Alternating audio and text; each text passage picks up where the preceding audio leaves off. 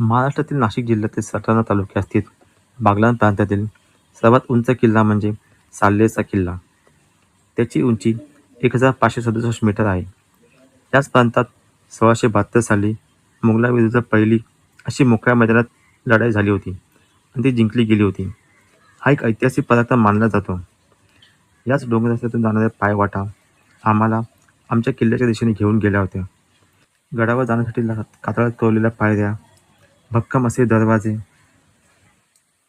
गडावर असणाऱ्या पाण्याच्या टाक्या, रात्रीच्या मुक्कामासाठी लागणारी तयारी, तसेच गडावर असणारे परशुरामाचे मंदिर, तिथून दिसणारा सूर्यास्त व अंधाऱ्या रात्री केलेले चुलीवरचे जेवण आणि अनुभवलेली चांदणी रात्र.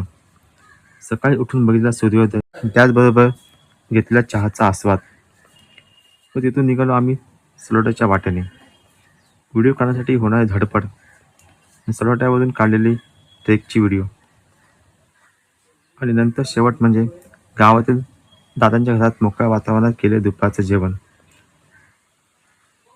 हा सगळा अनुभव आम्ही तुमच्यापर्यंत पोहोचवण्याचा आमचा छोटासा प्रयत्न. संपूर्ण व्हिडिओ लवकरच तुमच्या भेटीसाठी येत आहे. कसा वाटला नक्की सांगा. धन्यवाद.